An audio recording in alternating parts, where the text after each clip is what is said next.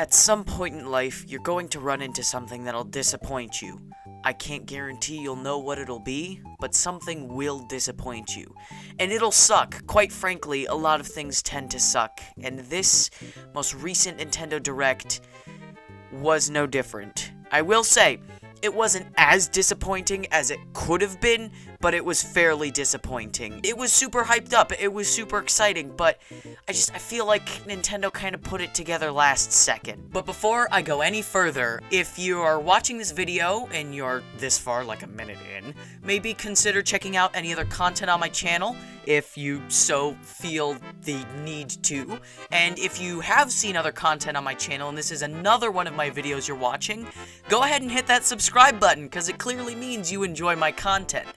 I mean, it's just speculation, but if you're watching my content repeatedly, that means there's something about it you like. Let me just give you a reference first. The most recent Direct before this one had been over 530 days ago. That's nearly 2 years for reference. So it's been nearly 2 years since the most recent official Direct, and it was really hyped up. A lot of people thought Directs were dead, that they weren't coming back, and let's just say this most recent one was not of the highest caliber. To start off, do not go ape crap crazy on me, please. Just listen. I'm saying it was disappointing because it was lackluster. There were some amazing announcements in there. It was lackluster in what it presented. So, they started the entire presentation off with an announcement for Smash Bros, kind of like the Game Awards.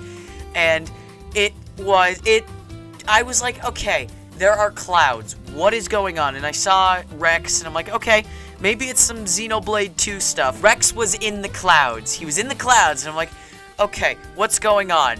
And so, there's the whole, you can see Final Destination quite clearly, and of course, I'm just dense as a brick, and I don't fully see it, but when she whips out the Smash Bros invitation letter, I'm like, okay, I should have seen this coming from a mile away. I will say, though, I was quite distracted because I was on a call with my friends at the time, so they were of no help, but I will partially take the blame because I should have realized that slightly earlier.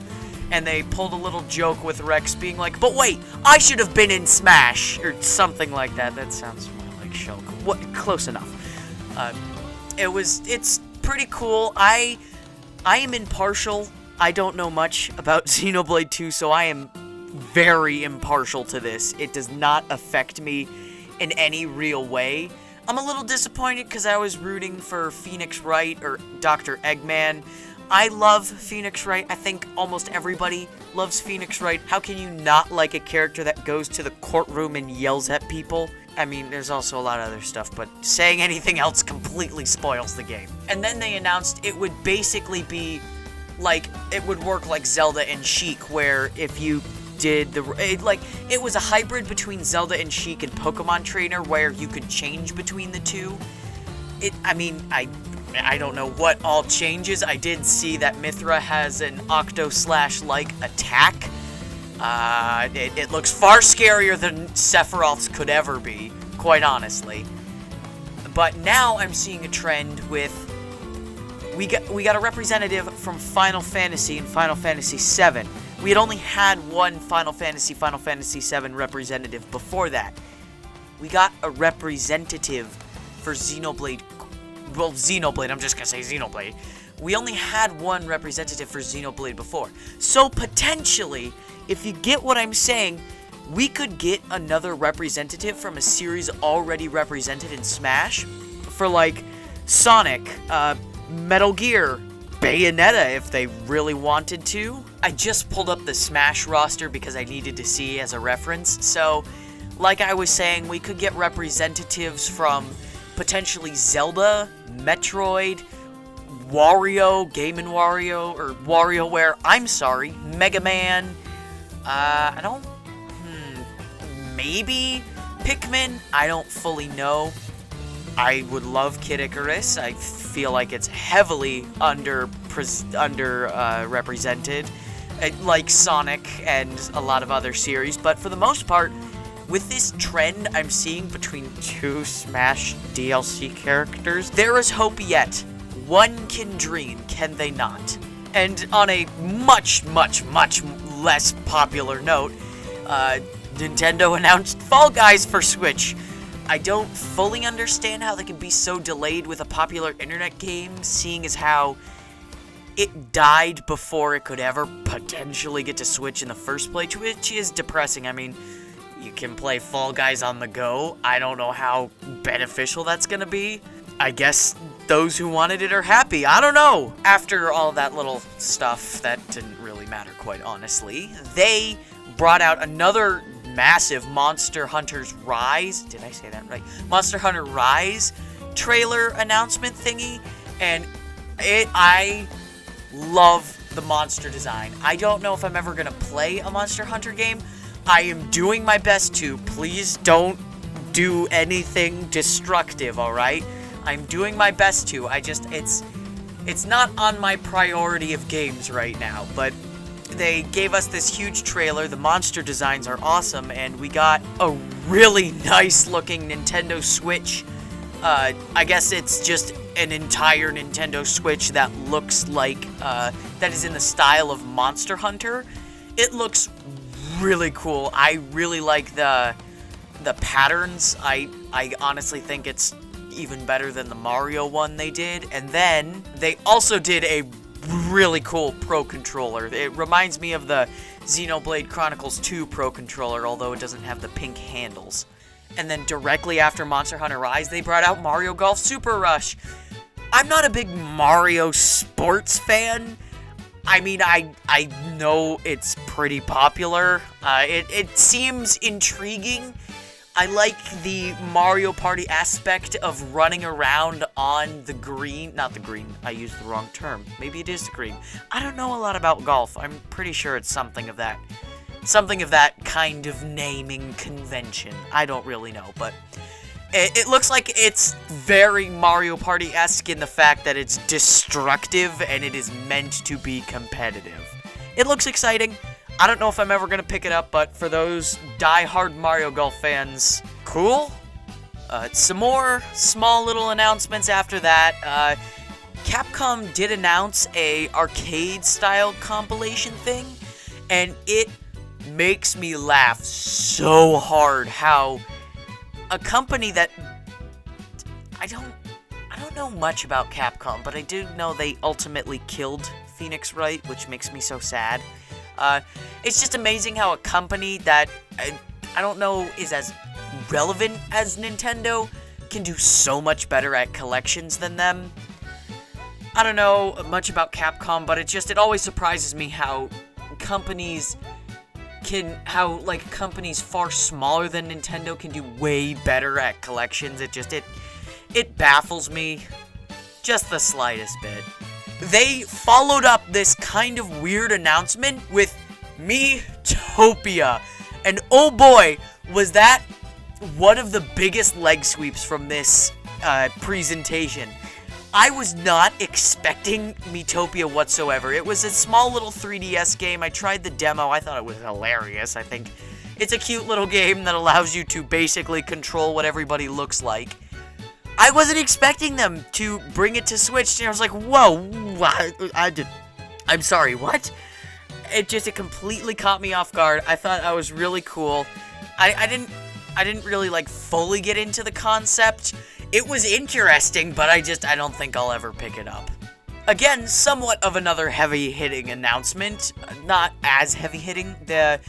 A whole slew of different Mario-related furniture items in Animal Crossing were announced. They're not amazing. I mean, they look pretty cool. There is a warp pipe that looks impressive, to say the least. And then, sorry, I also forgot about this. In a really bizarre, fake-out almost, they just talked about Super Mario 3D World plus Bowser's Fury for, a hot second. We just brought this up so you know it exists. There was no other point. It's confusing. I don't know. Maybe they were hinting at something. Nintendo seems to like doing that, or just doing something and then completely doing the opposite. I don't know. I don't know why they brought this up for, like, I don't know, maybe 15 seconds? Nintendo weird, man. Eiji Aonuma came on, and I'm like, oh, Breath of the Wild 2? Zelda 35th anniversary? Stuff like that? He literally said, oh, you saw me. You were expecting Breath of the Wild 2. Well, guess what? No! He duped us. I'm a little angry because he completely duped us, and I'm just the slightest bit frustrated. We did get The Legend of Zelda Skyward Sword on the Switch. I don't really care. If that's literally the only thing they announce, I mean, the initial release date of The Legend of Zelda was on February 21st, 1986. I can't talk. So, I would assume that this month, they would do a Zelda 35th Anniversary Direct. I'm going to go on the assumption that they were going to do that with Mario on the exact day Mario's anniversary was, but I don't think it worked out, only because everything was delayed. I don't really know. They gave us Skyward Sword. I hope there's more Zelda stuff in the future. Sadly, my hope is slowly dwindling, as all things are.